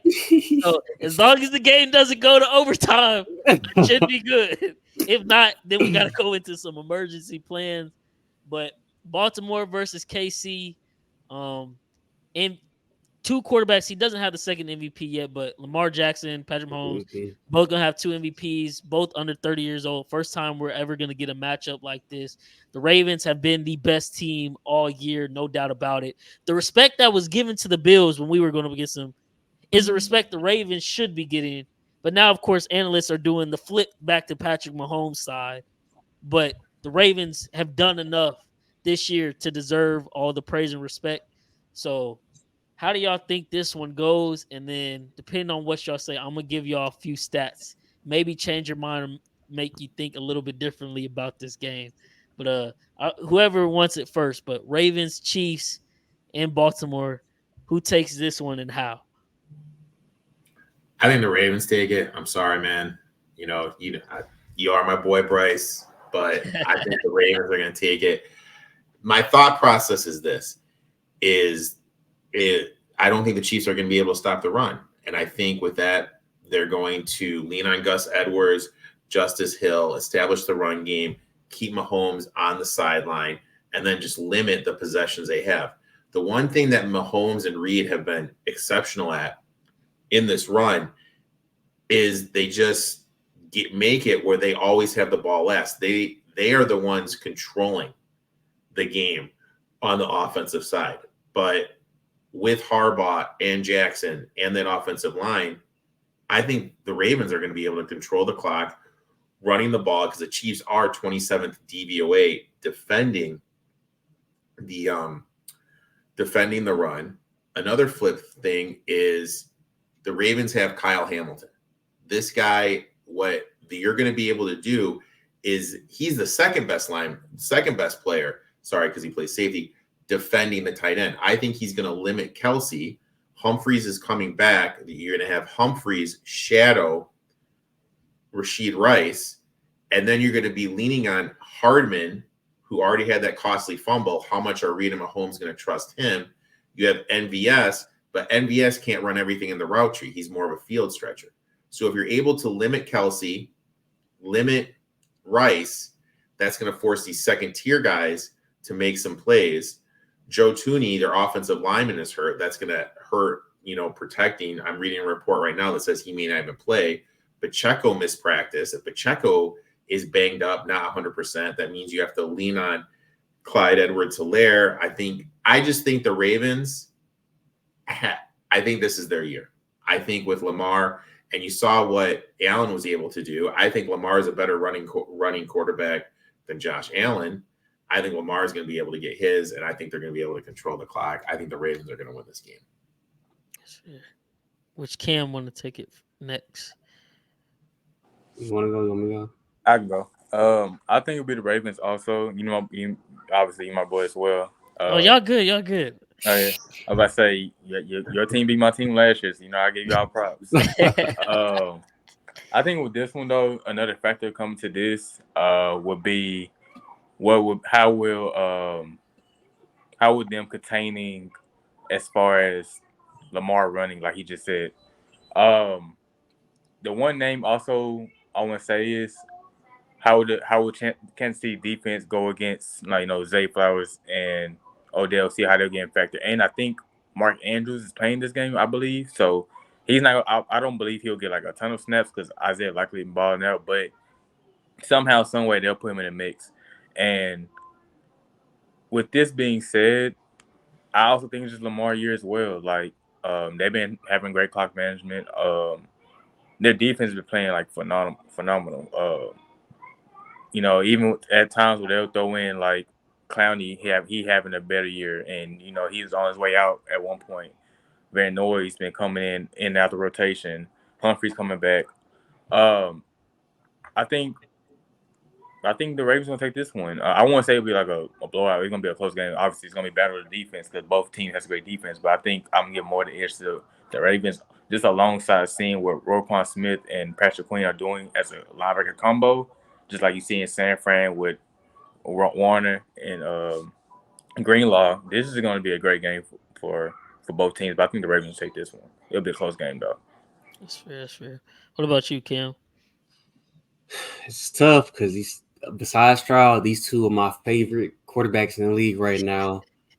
But I'm gonna have to stick with my last two preseason predictions. I think this is probably the closest it's ever gotten. The 49ers and the Ravens. But man, I just think it's the Ravens' year. It's just finally Lamar's year. If you look on paper, man, the Ravens are literally better than the Chiefs at every position, pretty much, literally every position. Now I know usually if you go back and look, I know you got the stats for this. Patrick Mahomes kills his defense. He Yeah, but usually I'll say it's not the same. it's Defense. not the I was gonna say it's not the same defense whatsoever. Once they got Roquan Smith, man, this defense turned into like a old school Ray Lewis type of defense, and you could just tell like he elevates this defense like to extreme level. The way they get pressure on guys, the way McDonald he draws up like crazy blitz. I seen where last game where P Queen he blitzes and he hit he'll hit like the guard like on his hip or whatever, and then like you'll see like another guy just come like right down the middle like where he hit the guy. There's a big old gap right there. Like I don't know, like he has some crazy blitz formations, whatever. I know usually you do not want to blitz Patrick Mahomes, but I think with this defense they'll be able to. Definitely Marlon Humphreys, I think he'll come back this game. He gonna jam Rasheed Rice at the line. I think they'll get a lot of blitzes on Pat. I don't want to say it's gonna get ugly because I got a lot of respect for Mahomes, so I won't say it's gonna get ugly. I think it'll be like a 34-24 type of game though. Yeah, I just think it's Lamar's year, man. It has to be Lamar's year, man. And if he gets this off, man, this would be one of the craziest, best storylines probably of all time. And he will change the narrative and percep, percep, perception on like black quarterbacks that look like Lamar Jackson, that talk like Lamar Jackson, that plays the game like Lamar Jackson. It has to be his year, man. I'm rolling with the Ravens. And my bad, Cam Swan. I forgot to ask you what would you have as the final score of the game? Oh, I think it would be more of like a 34-28 type game. Okay. So with y'all scores y'all just gave me, the spread it was 3.5. It's now been pushed up to 4. So if y'all feel how y'all feel, go ahead and put that money down on Ravens minus 4 because that's what y'all just told me, right? Y'all believe in that? Yeah. But you probably not gonna bet it because why? Who's Patrick Patrick Mahomes Mahomes? is Yeah, on the Yeah, other of come side on, of course. the man. field. He's the best quarterback of our generation. Okay, I'm yeah. not betting that. So let me say this first off, and I've said this on plenty of episodes, but for any new Ravens flock fans that might be listening to this, Lamar is my second favorite quarterback. So I always say if my Chiefs can't win it, I love for Lamar to go win it, and I've been wanting that for the last 2 years. We haven't got to play the Ravens because Lamar has gotten hurt. They've fallen out of the playoff picture. But remember when Lamar was first coming up, this was the rivalry. We played them 4 times within the span of 3-4 years, and then the last 2 years we haven't played them.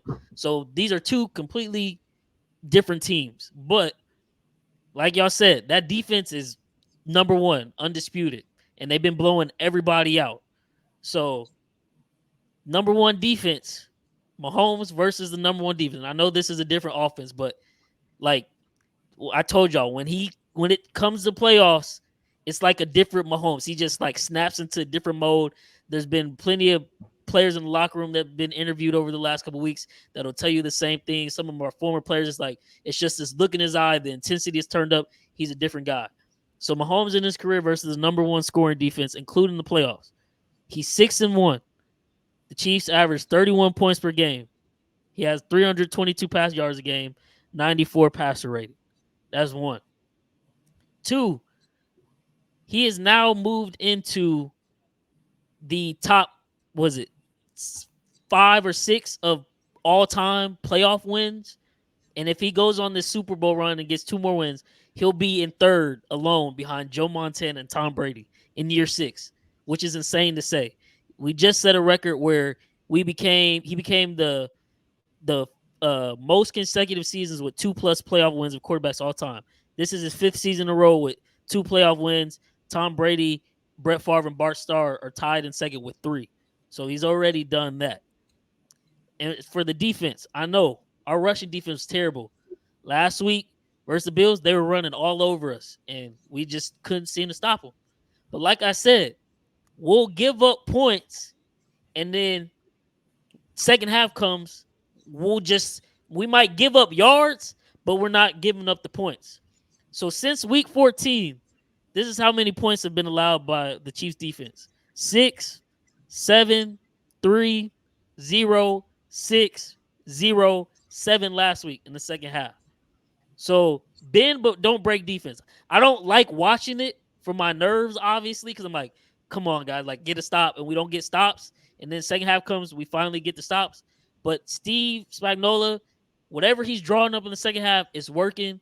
I think we're gonna throw some crazy looks at Lamar, and some of the Ravens fans are taking this the wrong way because the Lamar narrative. Obviously, he's a running back; he can't throw.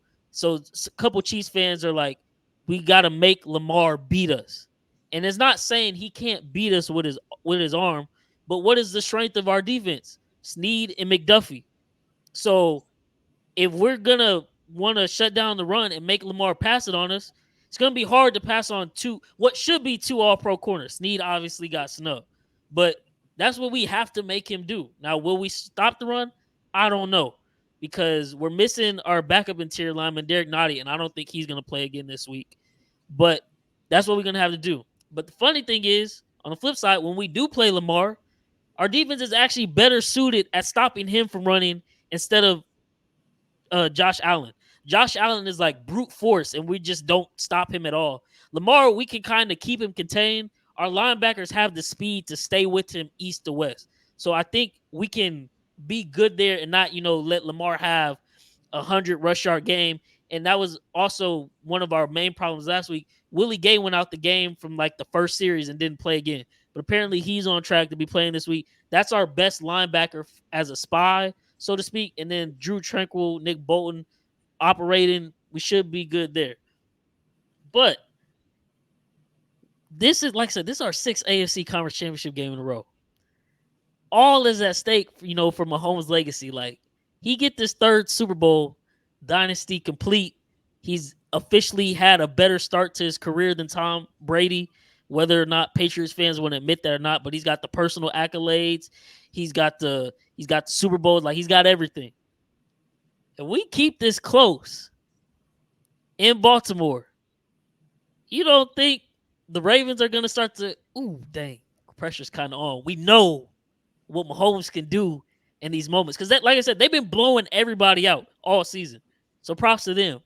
But in the height of the moment, like y'all said, the spread is 4, but y'all not going to bet it because Patrick Mahomes is on the other side of the field. So let it come down to one possession at the end of the game. We know Patrick Mahomes is going to perform and do what he has to do. Will Lamar? I don't know. I'm not saying he can't. He's a great quarterback, but we haven't seen it. And yes, it feels like this should be Lamar's year. And if it wasn't my Chiefs, I would want it to be Lamar's year, just so he can't shut everybody else up. But this is like I said, this is levels to this, man. Lamar is trying to cement his status, shut everybody else up. Mahomes is on the GOAT legacy trajectory. He's playing completely different, and I understand what Erik was saying about Kyle Hamilton. Travis Kelce sat out that last game of the season to not go for that 1,000-yard record because he needed to get healthy. He's looked healthy the last 2 weeks. He's moving much better. Put Kyle Hamilton on him one-on-one if you want to. Derwin James, all-pro safety. Chargers paid him all that money. They put him on him one-on-one. Travis Kelce had 3 touchdowns. He's the GOAT tight end. There's a reason for that. Rashee Rice, one of the most productive receivers in all of football this year. Marlon Humphrey coming back from a calf injury. If they're going to focus on doubling Kelce, Rashee Rice is going to have a great game, I feel like. Pacheco in the run game is where it gets a little dicey for me because, like Erik pointed out, we're probably going to be without Joe Thuney. I don't think we're going to have much success running inside the tackles, which is our strong suit for running the football. But at the end of the day, man, like I said, his only playoff losses, Tom Brady, Joe Burrow, and then that Joe Burrow one, he played his single worst half of football ever. I can't bet against Mahomes, man. This dude is crazy. It's legendary stuff. We're never out of the game, and I don't expect it to be any different this weekend, despite how great Baltimore is. But like y'all said, they're the best team, undisputed. So when Patrick Mahomes wins this game, Yeah, There's no denying it. There's no because he shouldn't. Our team is like you said at every position. We're not. The Ravens are the better team. So for us to go pull this off, it's gonna take Mahomes' best. And in the back of our mind and our heart of hearts, we know we about to see Mahomes' best this weekend. So I can't wait. I'm glad I'm getting to witness it. But last week, Cam, you was talking about you finna go in the bank and do. No, we finna go in the bank and we finna take over the bank. It's a bank heist this weekend, man. I love Lamar. He's cemented as second best quarterback. That's the other thing I want to say before we end. Lamar's about to win his second MVP. He just solidified that he's an future NFL Hall of Famer. Every NFL player that has 2 MVPs, which I think is like 9 that have multiple, are all in the Hall of Fame or going to the Hall of Fame. Because you have Tom Brady, Aaron Rodgers, Patrick Mahomes, who obviously aren't Hall of Fame eligible yet, but they're gonna be there one day. Lamar is now in that room with them. He's a Hall of Fame quarterback. He's made it to an AFC championship. That's the farthest Josh Allen has made it. Joe Burrow made the Super Bowl, but he didn't win the Super Bowl.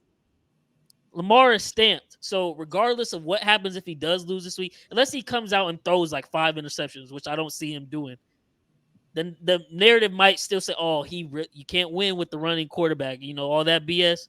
But in my personal opinion, he's stamped as number 2. It just so happens that he's facing arguably what might be the greatest quarterback ever in his prime, in the middle of one of the greatest runs ever to cement his status as a GOAT to start his career.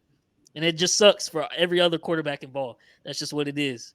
Like I said, I can't bet against Mahomes. Obviously, I'm biased, but I wouldn't be mad if the Ravens win and Lamar goes on to win his Super Bowl. I just think this week, once again, Mahomes is going to prove that he is simply different. It's just some shit we ain't never seen before, really. So, 6 straight AFC Conference Championships. I think we got it, man. I think, and if you want to be superstitious or whatever, first AFC Conference Championship, we got 2, we lost. We then won the next 2. Then we lost 1. We won last year. Gonna win again this year, man. It's a cycle. It's a cycle. But in that situation, that means we might lose the Super Bowl. So I don't know. But if we end up playing the Lions, because I think the Lions win, we also have the problem now where Mahomes somehow, some way has never beat Jared Goff in his NFL career. Wow. And if we lose to the Lions in the Super Bowl, then I'm like, That'd is be Jared Goff, insane. Patrick Mahomes, Eli Manning? I was about to say that's some Eli Manning, Tom Brady type shit. It's a lot of funny stuff that could go down this weekend, man. But that's how I'm feeling. I respect y'all's decisions. Like I said, man, think we about to find a way. Even though it doesn't look like there's a way, we about to find a way to get it done. Let's hop into these picks before we wrap up this episode. I'm gonna pass it to Erik first. What is your first bet for the weekend, man? My first bet. Sorry to do this to you. I actually got this at 3. I'd still bet at 3.5. Ravens minus the points. Kelsey's been on a tear this year, averaging 6 receptions, 73 yards per game. But the Ravens are 8th DVOA defending the pass, allowing only 42.3 yards per game. As I mentioned, Hamilton, I think Hamilton's going to be able to limit Kelsey's production. Humphreys is coming back. That's going to allow him to shadow Bryce. You're going to have to lean on Hardman and Crew to make some plays. Pacheco, he's been a beast in this playoffs, averaging 93 yards per game, 4.8 yards per carry. This Ravens team has been elite against the run, 7th DVOA. They allowed only 38 yards rushing against the Texans. I think they're going to be able to keep Pacheco in check. Another reason I like the Ravens is the key with Mahomes is you have to be able to create pressure without blitzing, and that's what the Ravens can do. They had the most sacks in the league, and a lot of those sacks were generated without blitzing. The lack of the run defense. Chiefs allowed 114.9 rushing yards per game. That was the 18th most. They just allowed a $186 to the Bills. Another key in that Bills game, the Bills abandoned the run in the second half. They still could have run the ball a little bit. I think they should have ran the ball a little bit more. Ravens are getting back Humphreys. They're getting back Mark Andrews. Pacheco, Willie Gay, Truoney, the offensive lineman, are hurt. I think the Ravens are going to be able to run the ball They're going to be able to keep Mahomes on the sidelines. Ravens are 7-1 ATS this season, playing a team with a winning record. So I'm on the Ravens here, 3.5, 4. I was lucky enough to get them at 3, but I like the Ravens in this spot. Okay, I'm not mad at it. I'm of course on the opposite side of you, but there is a happy medium where we could both win. So I Yeah. just got it today where it bumped up to 4, so I was able to get plus 4.5 at 120. But I have this one question for you. So like I just listed out the stats for Mahomes versus number one defense and all that stuff. So do you see Mahomes playing a bad game this weekend? I don't see him playing a bad game. I just see him being limited. You know what I mean? Like him not being able to be on the field that much because I think the Ravens are going to control the clock. I think when we look at time of possession, I think it's really going to be skewed in the Ravens' favor because they're just going to lean on that run game. And the one thing that Harbaugh showed us throughout his whole coaching is he's like this old man. When something's not working, he just lets it work. He'll be back there smoking a cigarette, just trying to grind it out. So I think that's going to be the key. I just think the time of possession is going to be the big key in this game. Sure. What about both Cams? Do y'all think Mahomes has a bad game this week? I wouldn't say a bad game. I think I wouldn't even say he'll definitely be limited, and then it'll probably be times where like frustration will start to show because of like um pretty much the clock management. And I think more so is because we know how Andy Reid is when it comes to clock sometimes. So I think that'll play a factor. In this one, John Harbaugh is probably one of the best coaches when it comes to clock, and Andy Reid back in his Philly days when it comes to clock management is probably like one, not saying the worst, but one like the worst. So the clock management will be like the way he get limited, and it all boils down to how Andy Reid managed the clock, pretty much. That's fair. That's fair. What I about you? won't this. I won't necessarily say a bad game, but I want to say we want to play like a great game. And the only reason for that, like you said, and Cam said, like the time of possession or whatever. So like say like he can probably have like 180 or 190 going to the fourth. If the Ravens have the lead and they up by like a touchdown or like 10 points and they have the ball, they they gonna run the ball and you're gonna get frustrated and they're gonna run the whole time during the whole field. They're gonna run the ball, they're gonna run the ball to the end zone to score a touchdown. Then Patrick Mahomes will try to, he's gonna have to try to get something going. And then it might be like 3-and-out, 4-and-out, and then the Ravens gonna do the same thing over again. It's gonna be like that the whole fourth quarter. And at the end of the game, like if you look at the stats, it might be like you might see like Patrick Mahomes like at 190, one touchdown or something like that. And so it might seem like a bad game, but when you look at it, he didn't really play bad. So, like that. That's fair. I like everything y'all just said because turns out he doesn't have to play that great of a game. Mahomes this season, when he has an 80 passer rating, which is just decent, pretty good. Chiefs 11-0. So if he has an 80 passer rating, stats say Chiefs are winning this season. When we score over 21 points this season, we're also 9-0 now. Mahomes with the win last week now 9-1 against the spread in his career as a dog. So I'm taking the Chiefs plus 4.5. Andy Reid also never lost a playoff game to one of his former assistant coaches. Harbaugh is one of his former assistant coaches. So stats on my side a little bit. I had to take the Chiefs. If I could get him at, last week felt like +3 was a steal. If I could get him at plus 4.5, I'm gonna take it, even though I know, like I said, the Ravens have been blowing everybody out. But I think this is a game we can keep close. I could see us losing by a field goal, and so if we lose by 4, I got the half point. So like I said, Eric, we could both possibly win this one if it splits right down the middle. But that's the one I got. And then for pick 2, like I said, because I don't think we're gonna be able to run the ball very much. And like I said, Mahomes against number one defense has averaged 322 yards passing per game. AFC Conference Championship back against the wall. His passing prop is currently at 240.5. So I'm going to take the over there because I feel like we're going to have to throw the ball if we have any chance at winning this one.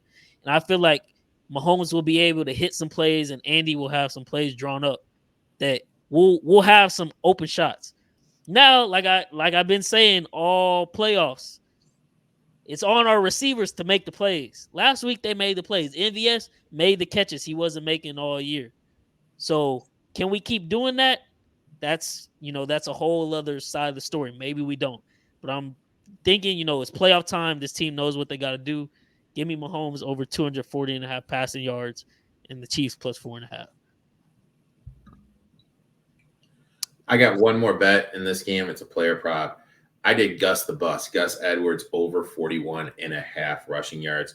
Chiefs are 27th DVOA defending the run, allowing a buck 14.9 per game. Edwards has gone over this total 2 of his last 3 of his last 5, 12 times this season. You look at the last 5 running backs the Chiefs have played against. I'm not going to count the Chargers game because of how many players were out of it. Cook, 18 for 61. Mozart, 8 for 33. Mixon, 21 for 65. White, 22 for 145. Harris, 4 for 5.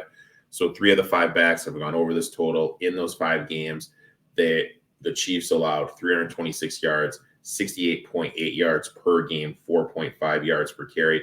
Like I mentioned before, I think this is going to be a run-heavy game. I think they're going to lean on Gus Edwards. So I did Gus Edwards over the 41.5 rushing yards as well. I got a Gus Edwards prop as well. My third pick, Gus Edwards anytime touchdown at plus money. We are going to give up some scores. I think once they get down there in the red zone, one of the reasons Lamar's touchdown numbers haven't been as high this season because they just turn around, hand it to Gus Edwards, and it's almost like 100%. It's almost as good as the tush push damn near this season for them that he's going to get into the end zone. So I think they will get one because as you seen last week, Buffalo got into the red zone. The difference is they just ran quarterbacks draw with Josh Allen, and he got the touchdown. As for the Ravens, they're going to run Gus Edwards, so I think he'll get one. And at plus 137, feel like it's worth the half unit sprinkle. Even though I don't want to see points put up on us, I know they're going to be able to do that, and they will be able to run the ball. So I'm going to go with Gus Edwards. Anytime touchdown. I like that. Next one, and I know I'm rocking the Lions hat, but I have to do it. I took the Lions here plus the 7. We really don't know what's up with Debo. He has a head and shoulder injury. From what I've read, this is similar to the shoulder injury that he had against the Browns that forced him to miss 2 games. I got this stat from Matt Jacob on X. 49ers 1-4 this season when Debo gets 2 targets or fewer. The only win was last week against the Packers. This season, when Debo starts and finishes the game, they're 10-3 ATS. When he doesn't start or when he leaves the game early, they're 0-5 ATS. I know that CMC gets a lot of hype, but to me, this offense, Debo is the key. And if he's not there or if he's banged up and not able to give 100% and he's limited, this really factors the Lions. Also, road dogs in the conference championship. 58.3% ATS, 1 seeds in the playoffs in the all playoff rounds since 2001 are 44.4% ATS. You can run on this 49ers team. They're only 15th DVOA defending the run, allowing 4.2 yards per rushing attempt. Last week, the Packers rushed for a buck 36. Lions have the 4th best running string attack per DVOA, averaging 132 yards per game. Lions average 4.5 yards per attempt, which is the 5th best in the league. If they're able to run the ball, this is going to take pressure off Goff. This is going to make Warner come up to the line. This is going to open up stuff for Sam Laporta. Also, I mentioned before, Brown has a great matchup against Lanier, who's given up the 6th most yards to opposing wide receivers on the year. And this weather is perfect. It's 70 degrees, less than a 10 mile per hour wind. And that's key. Lions have not played a game in the outdoors since December 12th against the Bears. I'm taking the Lions here. Give me the plus 7. I'll probably sprinkle a little bit on the money line. I'm with you. Like I said, I think the Lions win this game. And if I can get them at plus 7, I think that's a steal. Like I said, even if they do lose, it would have to be close. And like I said, the 49ers, Kyle Shanahan's track record, they're not good when the game is close. They either blow people out or they lose. Last week, for the first time ever, they finally won a game. But I think Lions will be leading headed into the 4th quarter. And Dan Campbell is not going to play to lose. He's going to play to win. And I think that's going to work in y'all's favor. So Lions plus 7 is my 4th and final pick for the weekend. And then I was thinking about maybe sprinkling, and maybe with your insight, maybe you can kind of give me the nudge to actually make this bet. But I was going to take Jahmyr Gibbs over 48.5 rushing yards because he's kind of the similar build back to Aaron Jones, I feel like. And that 49ers run defense is pretty bad. And you're going to need to run the ball to control this game. And I think, after last week, he had a great showing where I think he rushed for 76 yards. I think Jahmyr Gibbs will be the feature back once again, 48.5. I think as long as he gets 10 attempts, at the very least, he hits this prop with ease. So I was thinking of sprinkling on that. So I think both the backs get 15 carries. I think this is going to be a heavy ground game. I think Johnson realizes what they need to do, especially with no Jonah Jackson there to protect and allow Goff to avoid the pass rush. So I like that one. My last one, this has to do with another running back, but I'm going to David Montgomery. He's plus 170 to score a touchdown at any time. I really like that. He was 5th in the league in carries inside the 20, 5th in the league in carries inside the 10-yard line, 6th in the league in carries inside the 5. So for the whole year, he's really been the red zone back for the Detroit Lions, and he leads them in red zone carries this year in the playoffs. I'm seeing plus 170 with those stats. I got to take that. And like you said, I think even if they get like to the 3, to the 2, Campbell's not going to take the 3. I think he realizes with the back end of that defense, he needs to be aggressive and go for it. That's going to lead to more opportunities. So I did Montgomery anytime touchdown at plus 170. I like it. So those are all of our picks. I don't know if any of the Cams, do y'all have any picks for this weekend that you'd like to share? Or Well, the only picks I got 3. I got the anytime touchdown for St. Brown, anytime touchdown for Montgomery as well, and I got one for Gus Edwards. Them my only 3. okay, I like it. Well, like I said, man, conference championship weekend. I'm the last one standing as far as the I Need a Sports podcast goes. Erik and his Lions are still in the dance as well. Potentially, maybe we might have a Super Bowl special episode in the next coming weeks where we're facing off, hoping, praying. That's when I'm not gonna lie, Erik. I've been wanting our rematch since week 1, but hopefully Kadarius Toney isn't involved this time if we are able to get that. But as always, we appreciate y'all if y'all listen all the way through. Stay tuned. I'm going to try to do a little mini day vlog of, like I said, I'm about to make this day trip to Baltimore, Maryland, go in the bank, take over the bank, watch my Chiefs hopefully get a dub. But regardless, bucket list trip, go see Lamar Jackson, Patrick Mahomes playoff game. Can't beat it. I Need a Sports podcast, man. Signing off. It's your boy Bryce, Cam, Swan. I got Erik, eTop21 Sports. Make sure you go follow, subscribe to him, show his channel some love. And we're signing off, man. We out.